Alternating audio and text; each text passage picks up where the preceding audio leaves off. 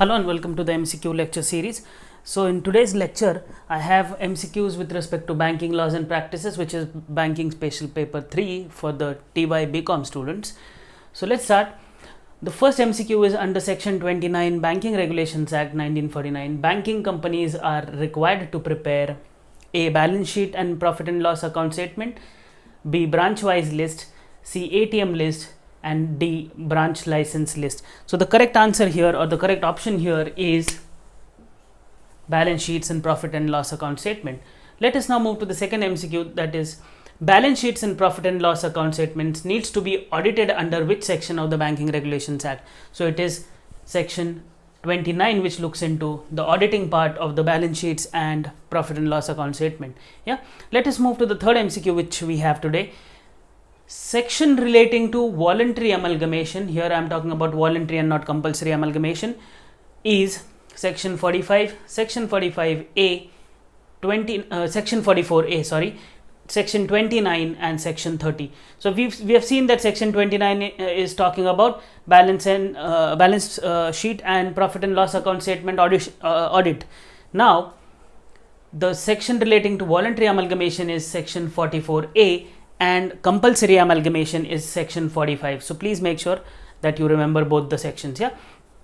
Now let us move to the fourth question which is there, which is liquid assets includes what?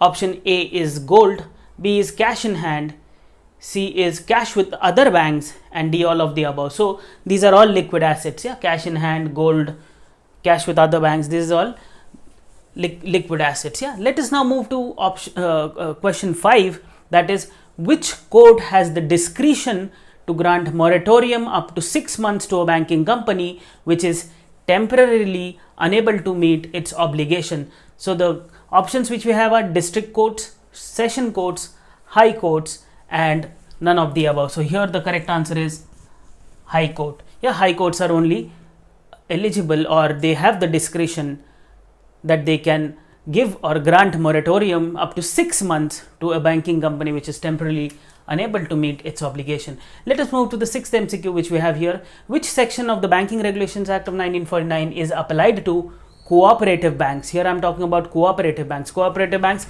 section 50, section 56, section 60, and none of the above. So here the correct answer is, this is very factual, you have to remember this. It is section 56 which is applicable to cooperative banks. Let us now move to the seventh question which we have here. Under section 38 dash may make an application for winding up of a banking company. Who can make an application for winding up of a banking company?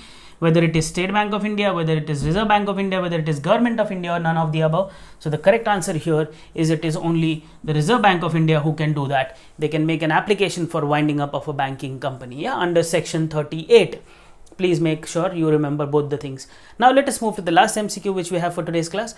Who among the following has the power to acquire any banking company under Banking Laws Amendment Act 1968? So this is a different act. Under this, who has the power? So it is Government of India alone has the power, or Government of India and RBI both have the power, or RBI alone has the power, or none of the above. So here the correct answer is both Government of India and Reserve Bank of India have the power, have the power to acquire any banking company under the Banking Laws Amendment Act 1968. So this is it from my side. Thank you so much. Please stay tuned. I'll be making more videos. Thank you.